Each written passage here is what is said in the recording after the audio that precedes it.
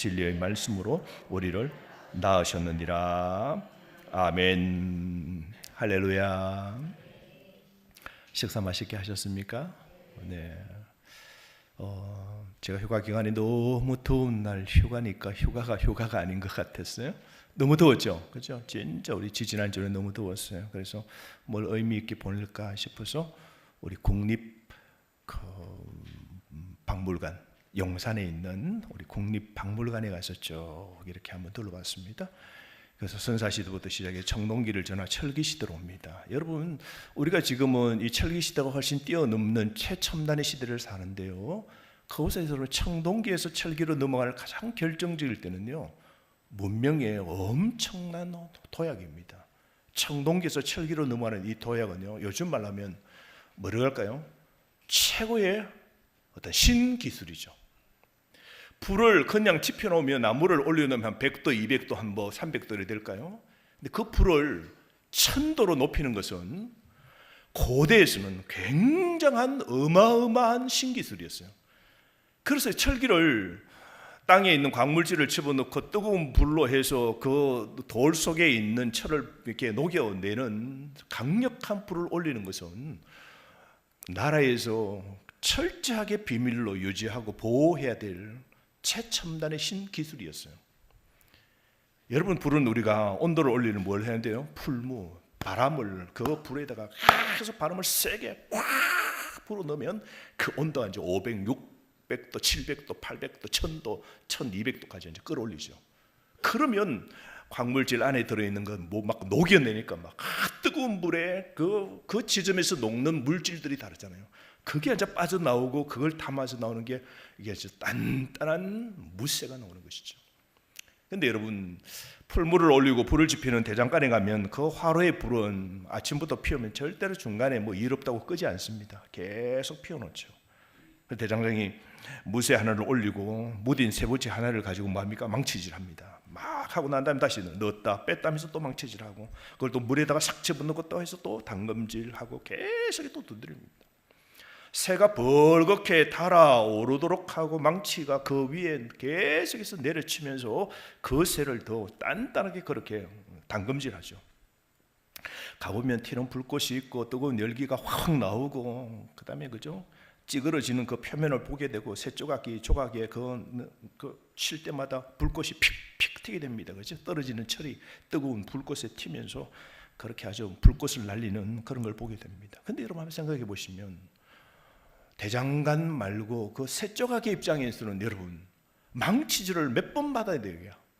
때리는 거 다 맞잖아요. 그 쇠붙이는 100번을 맞고 200번을 맞고 500번을 그렇게 맞게 됩니다. 망치가 그 위를 계속해서 달군 그 쇠를 때리게 되는 것이죠. 그래서 새 조각의 입장에서는 여러분, 이만한 재난이 있을까요? 엄청난 재난 아닙니까? 막 끝까지 두들겨 패니까, 그죠? 대장이 계속해서 자기를 두들겨 패니까 엄청난 재난이죠. 근데 여러분, 그 대장장이의 손에서는 그 불과 망치질이야말로 그 무딘 쇠를 어떻게 해요? 단단하게 만들죠. 더 단단하게 만들고, 그걸 때리면서 어떤 걸 해요? 어떤 거는 낯을 만들고, 어떤 거 뭐요? 호미를 만들고, 어떤 거는 뭐요? 삽을 만들고, 그렇게 하는 겁니다. 의도 없이 때리지 않고, 그 대장장은 하나하나를 뭐요? 자기의 생각한 계획대로 연장들을 그렇게 빚어냅니다. 그렇게 하는 유일한 길은 뭐예요? 담금질을 해야 되는 것이죠.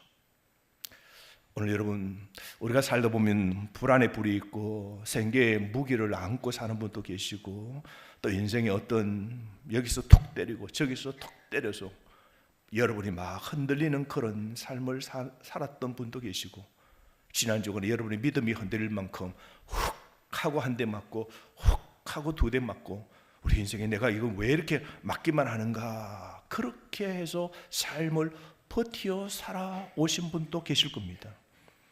우리가 시험이 길어질수록 우리는 이렇게 묻습니다. 하나님, 정말 나를 사랑하시는 건 맞습니까? 왜 이 불 속에서 나를 왜 이제 끄집어내어 주시지 않습니까? 왜 이렇게 불 속에 나를 그냥 내버려 두십니까? 너무 뜨거워요. 너무 고난이 힘들어요.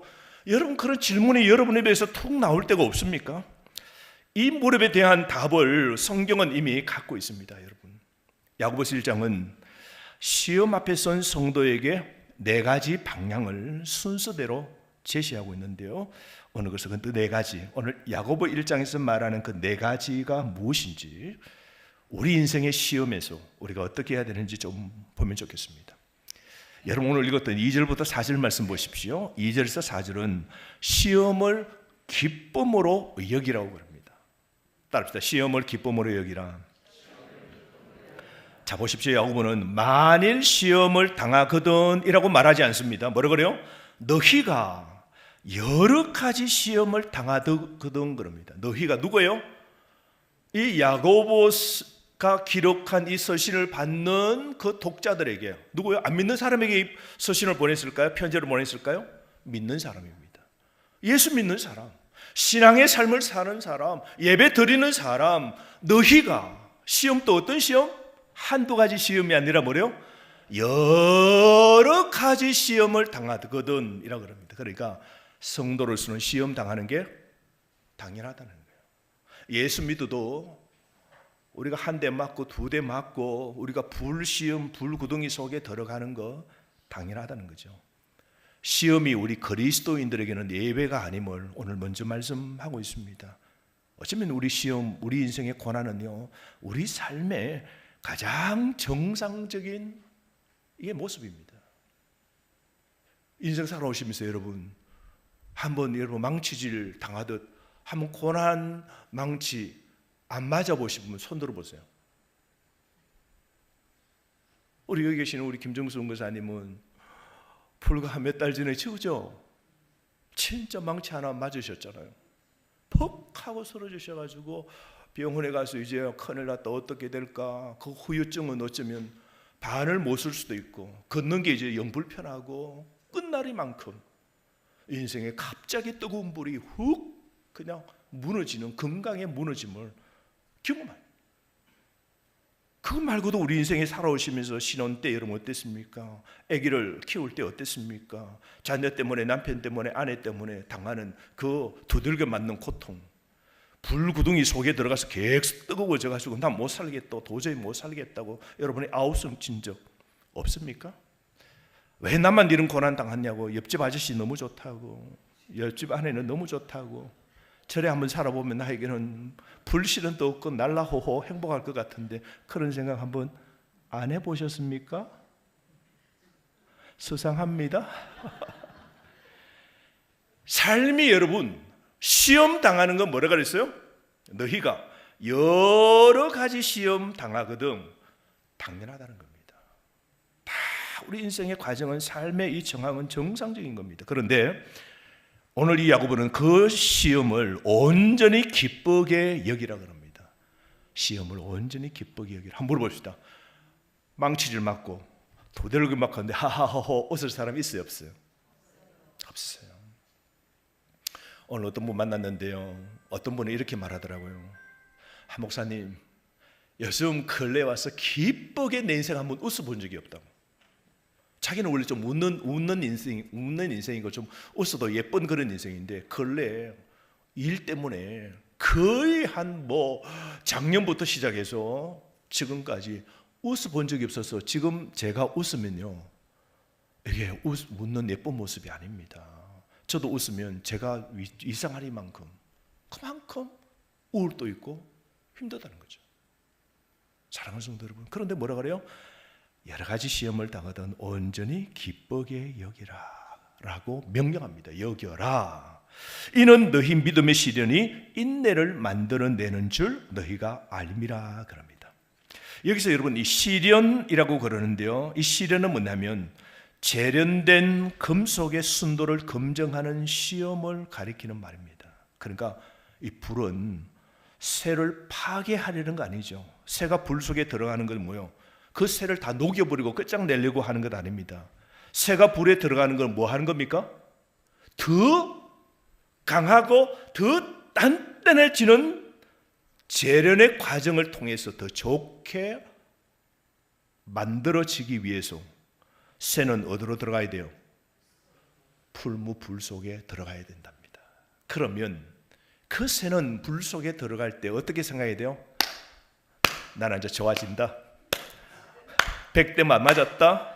500대만 더 맞으면 나는 멋진 칼이 된다. 야하, 아하, 이렇게 하라는 겁니다. 근데 앉아서 보니까 다 이해가 안 되시는 표정인데요. 그렇게 하랍니다. 고난을 어떻게 해요? 따르다 기쁘게 여겨라. 명령입니다. 오늘 여러분이 당하는 고난을 너무 쓴맛이다 이거.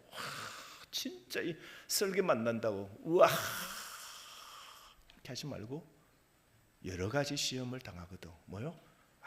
이 불 속에 오늘 집어 넣어짐 당한 건 나를 더 강하게 멋있게 만들기 위한 하나님의 계획이 있다. 이렇게 하면서 말하고요. 기쁘게 여겨라. 우리 김종석 권사님 보세요. 지금 하하호호 하가지고 뭐 완전히 웃고 계세요. 뭐 한 대장장이가 있습니다. 그는 무쇠 이 세 번째 하나를 불 속에 집어넣고 넣었다 뺐다를 여러 번 반복합니다. 새는 그때마다 붉게 달아오르고 망치를 맞으면서 얼마나 그 새는 아우성 치겠습니까? 아야 아야 아야 아야 어이 뜨거워 어이 뜨거워 아야 아야 아야 어이 뜨거워 어이 뜨거워 아야 아야. 새 입장에서는 여러분 도들겨 맞다가 갑자기 또 불안에 의해 대장장이 집어넣어 뜨거워 뜨거워 또 그 집에다가 또 치죠. 그러다가 냉탕에 또 집어넣잖아요.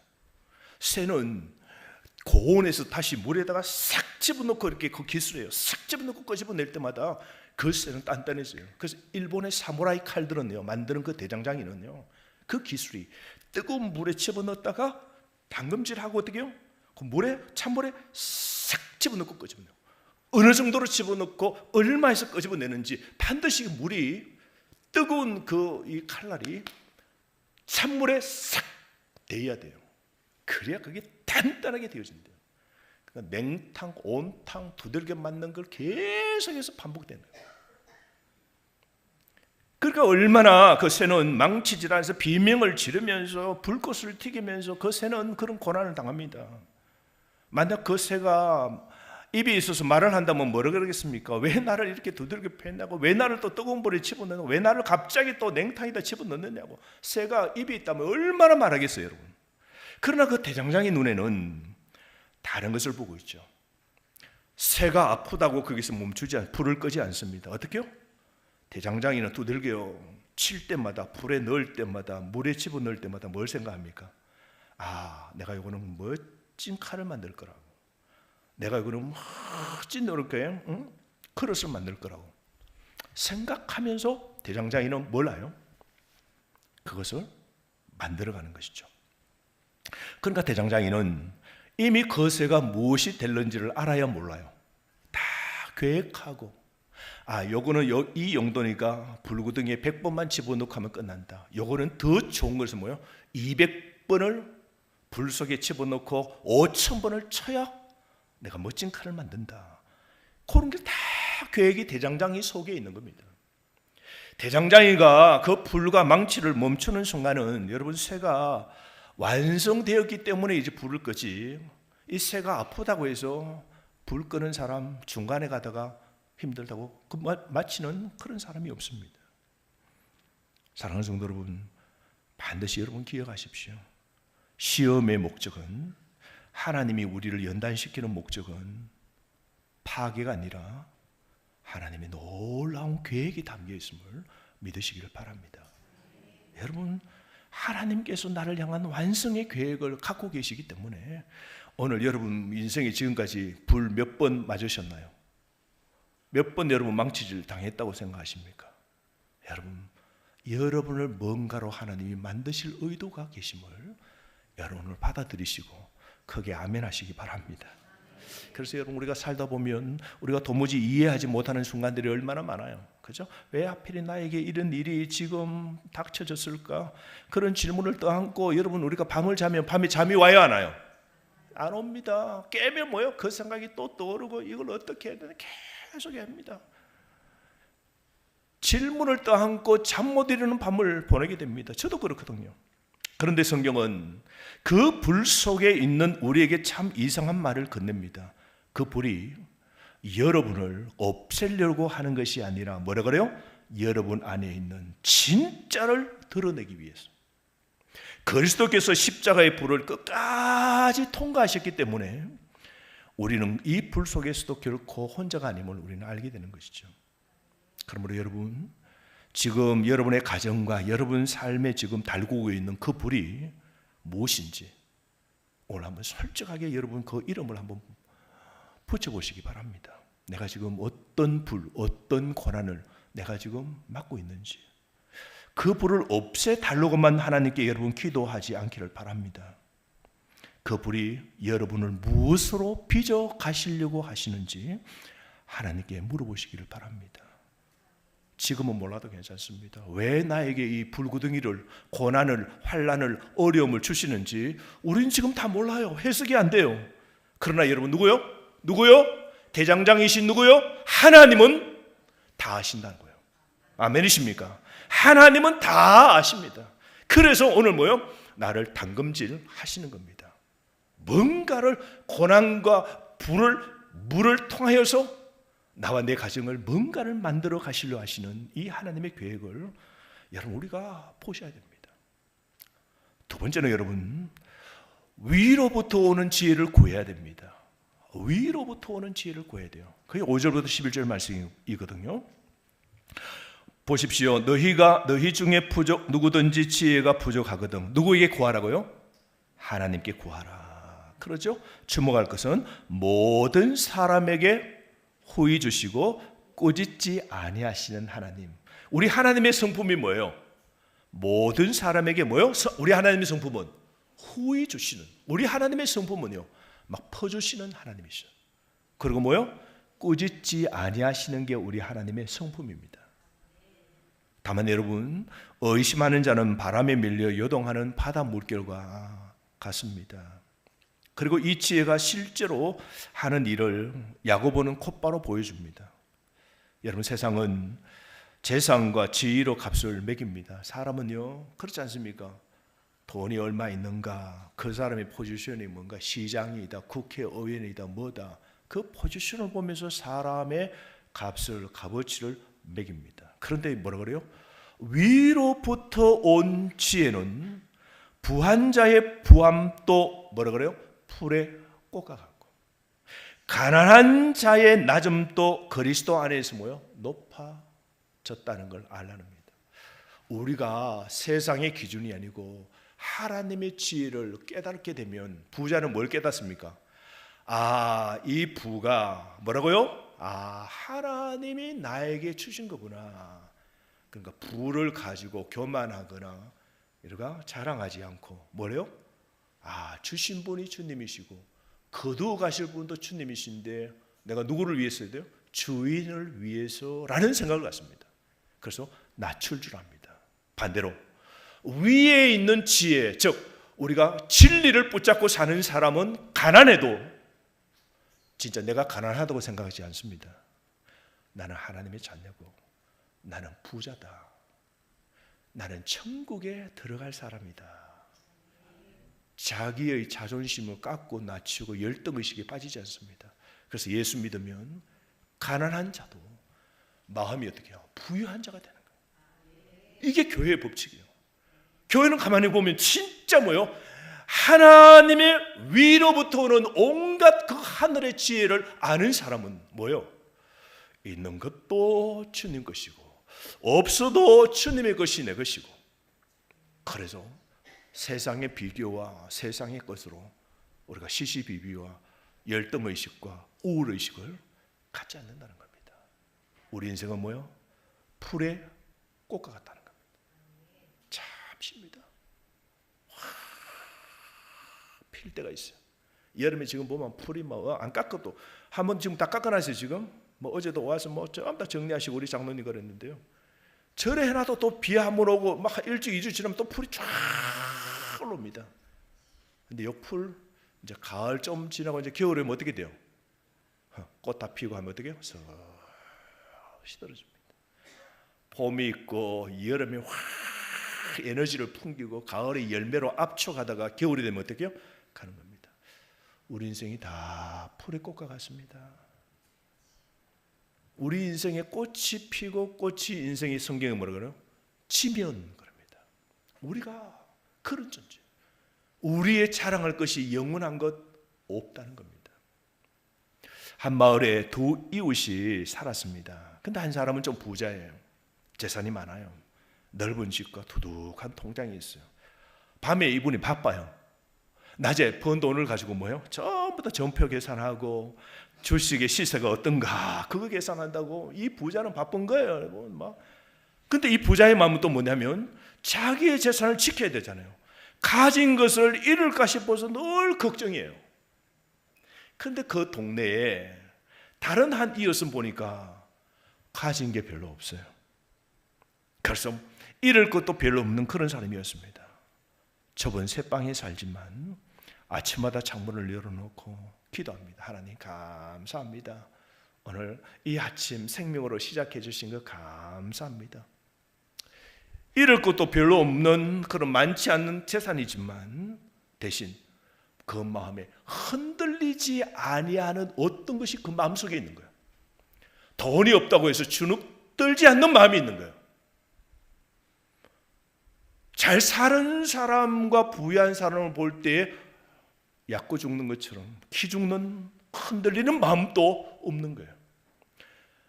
별 잃을 것도 없는 가난한 사람 마음에는 그 마음에는 어떤 것이라도 빼앗길 수 없는 든든한 마음이 있는 거예요. 예수 믿는 사람입니다. 세상의 눈에는 첫 번째 사람 다 부럽다고 하지만 여러분 위로부터 온 지혜, 하나님을 알고 거듭난 사람과 영적 비밀을 아는 사람은 뭘 깨닫습니까? 두 번째 사람이 이미 가장 소중한 것을 붙잡고 사는 사람임을 알게 됩니다. 천국을 얻고 사는 사람이죠. 이것이 위로부터 오는 지혜자가 우리 안에서 하는 일인 겁니다. 여러분 무엇이 진짜로 영원한지를 하나님 눈으로 보게 만드는 것이죠. 그러면 여러분 우리는 어떤 결정 문제 앞에서 제일 먼저 여러분은 사건 문제가 생기면 누구 찾아갑니까?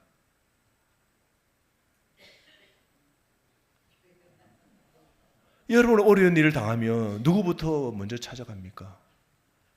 힘들고 어려운 일을 당하면 친구도 찾아가고 주변 동네 방네 찾아가고 은행 찾아가고 경찰서 찾아가고 곳곳에 여러분 뛰어다니겠죠. 친구에게 전화 걸고 인터넷에서 묻고 답이 뭔가 그러다가 지치면 마음이 뭐요? 마음이 이리저리 갈팡질팡 되는 것이죠. 딱 흔들립니다.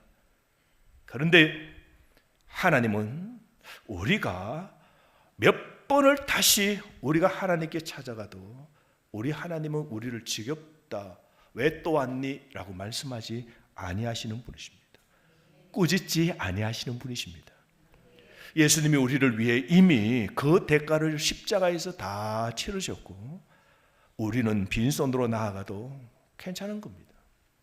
여러분 이번 주에 마음을 정하지 못한 일이 있다면 사람의 말을 사람에게 도움을 먼저 구하기 전에 하나님 앞에 먼저 나아가시는 여러분 되시기를 바랍니다. 그러셔야 돼요. 그리고 여러분 스스로에게 한번 물어보십시오. 지금 내가 자랑하고 붙들고 있는 것이 정말 풀의 꽃처럼 한나절이면 시들어질 것을 오늘 붙잡고 있지는 않은지, 어쩌면 여러분이 가진 것이 적어서 초라하다고 나는 부족하다고 그렇게 느껴진다면 그리스도 안에서 여러분이 이미 그리스도 안에서 이미 가진 하나님의 그 복이 내 안에 있음을 여러분은 발견하시기를 바랍니다. 세상이 정한 값이 아니라 하나님이 보시는 값으로 오늘 하루를 살아보면 어떻겠습니까? 세 번째로 여러분 12절에서 15절 말씀입니다. 시험과 유혹을 구별해야 됩니다. 12절 말씀 보십시오. 시험을 참는 자는 뭐라고요? 복이 있다 그랬습니다. 여기까지는 위로입니다. 그런데 야고보는 곧바로 위험한 오해를 차단합니다. 13절 하나님은 악에게 시험을 받지도 아니하시고 친히 아무도 뭐 한다고요? 시험하지 아니하신다 그랬어요. 여기 나오는 이 시험은 뭐냐면요, 유혹입니다. 하나님은 우리를 죄 짓도록 유혹하지 않으십니다. 그거 누가 하는 거예요? 마귀가 하는 거죠. 마귀는 우리가 죄 짓도록 유혹을 하는 겁니다. 우리 하나님은 그런 일을 안 하신다는 것이죠. 자, 그래서 여러분 여기 보면 14절 각 사람이 시험 받는 것은 자기 욕심에 끌려 미혹됩니다. 그럽니다. 끌려 요거 끄집어낸다는 것이죠. 그리고 뭐요? 미끼를 딱 끌어서 어떻게요? 미혹한다는 겁니다. 요거 단어의 원어를 보면 사냥하는 거하고 낚시하는 거를 요걸 보여주고 있는 겁니다. 그래서 욕심이 잉태한 적 뭐라고요? 죄를 낳고 죄가 장성하면 어떻게 된다고요? 사망을 합니다. 여러분 낚시 한번 해본 적 있으세요? 바다 낚시나 호수 낚시나 실내 낚시나 그 낚시하는 사람, 우리 김 장로님 낚시를 참 좋아하신다 그러네요. 낚시를 쭉 하다 보면 여러분 낚시하는 그 낚시 사공 낚시꾼은 어떻게요? 그 낚시를 채비를 갖추고 그 줄에다가 거기다 어떻게요? 그 고기가 좋아하는 그 미끼를 거기다 겁니다. 바늘에 겁니다. 그리고 탁 던져 놓습니다. 던져 놓으면 그 수심 밑에 물고기가 지금 어디로 움직이는지 안 보입니다. 근데 뭘 합니까? 던져 놓고 가만히 기다립니다. 그냥 시간 낚듯 그렇게 기다립니다. 물고기를 향해서 야 모여라, 야 집어넣었다, 야 너 먹어야 돼 하고 말할 필요 없어요. 또 던져놓기만 합니다. 그럼 물속에 갑자기 뭐 쑥 하고 뭐가 딱 냄새가 나겠죠. 살랑살랑 그러죠. 근데 물고기가 놀다가 딱 보니까 저 앞에 뭐요? 살랑살랑 자기가 좋아하는 게 막 움직이거든요. 냄새가 막 맛있는 게 막 나거든요. 그러면 어떻게 해요? 그 물고기가 그거 먹으려고 이제 쫙 오는 거죠. 미끼를 물속에 딱 들이우고 조용하게 그 낚시꾼은 그렇게 있습니다. 그러면 스스로 물고기들이 알아서 다 몰리는 겁니다. 먹으려고 지가 오는 겁니다. 그 미끼가 그 물고기의 그 배고픔과 정확하게 맞아떨어지는 거죠. 아이 나 배고픈데 지금 어디서 이거 횡재야 이거 먹을 게 내 눈앞에서 알롱알롱거리네. 그리고는 물고기가 가서 탁 물게 됩니다. 무는 순간 어떻게 돼요? 그 먹이 안에는 무엇이 있습니까? 날카로운 바늘이 있잖아요. 낚시 바늘이 탁 걸리면 어떻게 해요? 감이 옵니다. 여기 이제 손맛이죠. 손맛.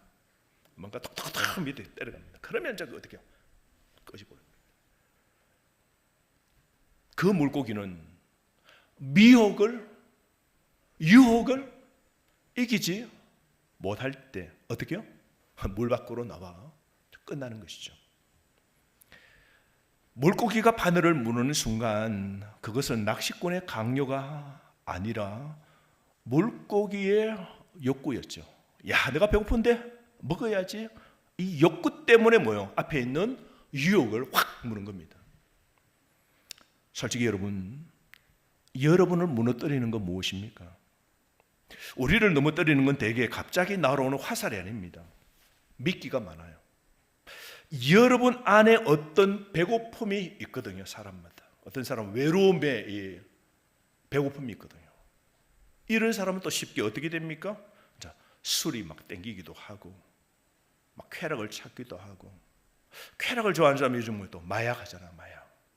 요즘 마약하는 사람이 엄청 많대요. 우리나라가 뭐 엄청 많대요. 공항에서 세관에서 잡히는 거 보면 한 사람이 가지고 오는 양이 보면 뭐 60만 명이 동시에 먹을 수 있는 거고 100억이고 500억씩 이런 게 들고 오고, 마약을 하려면 뭐 서로 연락을 해가지고 이렇게 마약을 봉지에 담아서 이렇게 집 곳곳에 전봇대도 두고 어디다 또 그거 갖다 놨다 하면 던져놓은 걸 또 받아서 그렇게 하고, 뭐 주사 바늘을 또 뭐 다 팔면 뭐 우편함 열면 주사 바늘을 해가지고 비밀내가 집에 가서 줘서 막 이런 사람들이 좀 너무 많대요.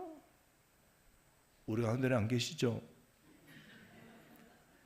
뉴스 보면 어떻게 내가 아는 주변에는 그런 사람 한 명도 없고 청년들도 없는데 우리 대한민국은요 완전히 지금 마약의 나라가 되었대요. 마약의 선진국이래요 지금. 왜요? 그 마약이 주는 그 유혹이 자기 마음속에 그 배고픔이 있거든요.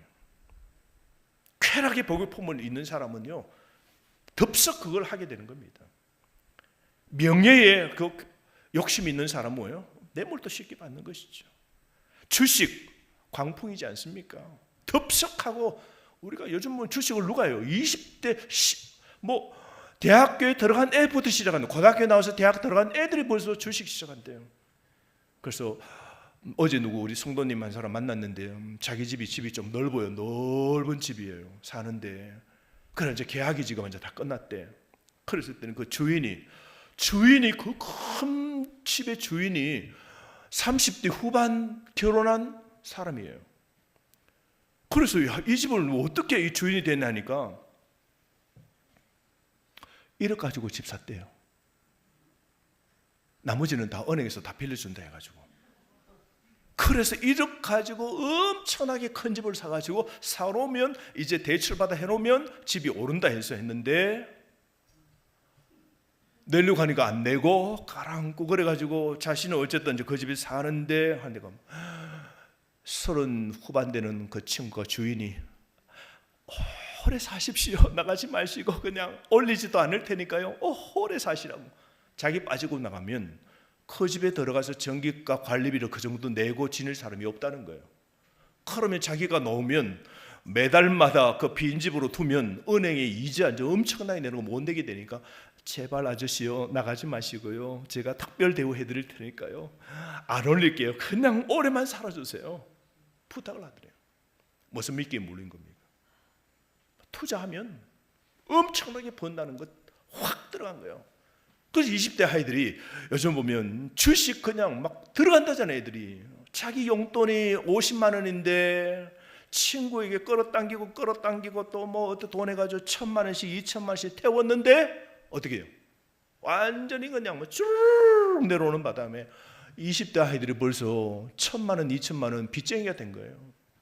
그래가 엄마 아빠에게 또 덜켜가지고 머리끄댕이 또 다 뽑히고 호적을 판다 안 판다 그러고 그렇게 하는 애들이 여러분 옆집에 애들이 다 그런 애들 좀 있어요. 무슨 미끼에 물린 겁니까? 그 돈에 미끼에 물린 거죠. 마음속에 뭐요? 그 배고픔이 있거든요. 딱 배고픔, 돈에 관한 배고픔, 이 성공, 막 잘 사는 배고픔이 있거든요. 딱 보이니까 뭐 확 물다가는 되는 거죠.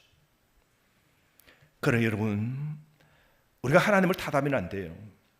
대신 우리가 오늘 정직하게 우리가 물어봐야 돼요. 요즘 나를 자꾸 끌어당기는 게 뭔지, 무슨 미끼가 나를 이렇게 제짓도로 끌어당기는 건지, 내 안에 어떤 결핍과 맞닿아 있는지를 여러분 아셔야 돼요.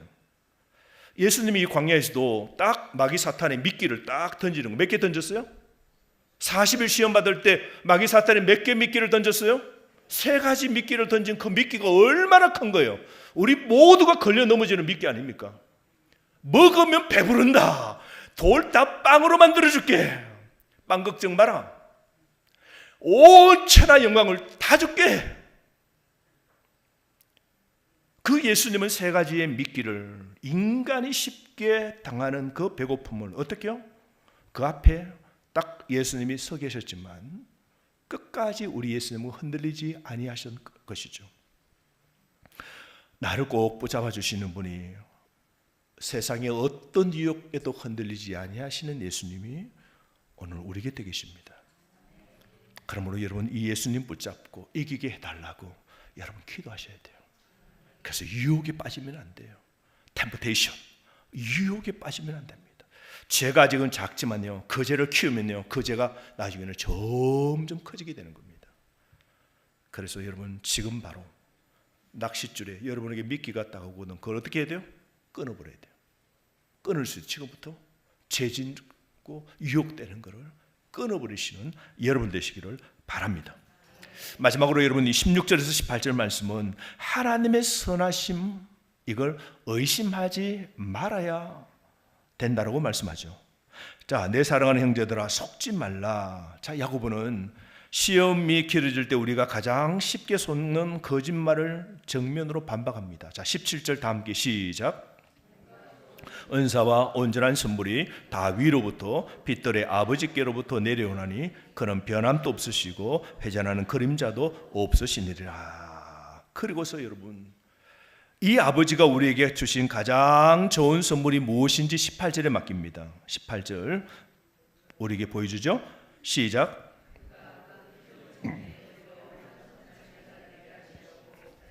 뜻을 따라 진리의 말씀으로 우리를 낳으셨느니라. 여러분 우리가 시험을 잘 견디는 것은 내가 튼튼해서 우리가 시험 유혹을 이기는 게 아니라 뭐를 그래요? 아버지가 우리를 낳으시기 때문입니다. 아멘. 우리 아버지 하나님 아버지가 우리를 어떻게요? 끝없나 구원 하나님 당신의 자녀로 삼아주신 튼튼하신 어떤 유혹도 막아주실 수 있는 하나님 아버지가 내 아버지이시기 때문입니다. 우리가 참 좋은 아버지, 세상에 흔들리지 아니하시는 아버지가 계시는 거죠. 우리 옛날에는 여러분 밤바다에 가면 우리가 나침반이 나오기 전에는 항해를 할 때 여러분 이 길을 선택을 해야 됩니다. 그때 보면 하늘에 수많은 밤에 깜깜한 밤이 되면 이제 사방이 칠흑같이 어두우면 저 해안도 안 보이게 하면요 어떻게 돼요? 타고 가다가 이제 모든 수평수만 보입니다. 하늘은 열리고 이제 하늘의 별들은 꽉 차 있습니다. 별들을 쳐다봐도 그 별들이 어떻게 해요? 다 움직입니다. 돕니다. 별들은요 돕니다. 북도 칠성도 돌고 뭐 오리온도 돌고 막 전부 다 돌아요. 온 하늘이 도는데 도는 거 잡았다고 어떻게 삥 도는 거예요 이게. 그런데 그 북극 하늘을 쭉 바라보는데 모든 별들은 천체에 그 별들은 도는데 딱 고정되어 움직이지 아니하는 별이 있습니다. 그게 뭐예요? 북극성입니다. 그 북극성은 중심에 딱 서서 그 북극성은 그대로 여전히 그 자리에 있고 그걸 중심으로 다른 모든 것을 움직입니다. 세상은 다 흔들립니다. 모든 것이 흔들립니다. 그런데 북극성 같은 우리 주님은 영원히 흔들리지 아니하십니다. 아멘이십니까? 그러므로 여러분 우리가 인생에 흔들리는 이 세상 속에서 우리 시선의 고정이 누가 돼야 돼요? 북극성 같으신 흔들리지 아니하시는 오늘 이 말씀처럼 절대로 변함도 없으시고 회전하는 그림자도 없으시고 빛들의 아버지신 우리 하나님을 주목하여 오늘 이 시험 많은 세상 속에서 우리가 힘있게 살아가야 되는 겁니다. 아멘이십니까?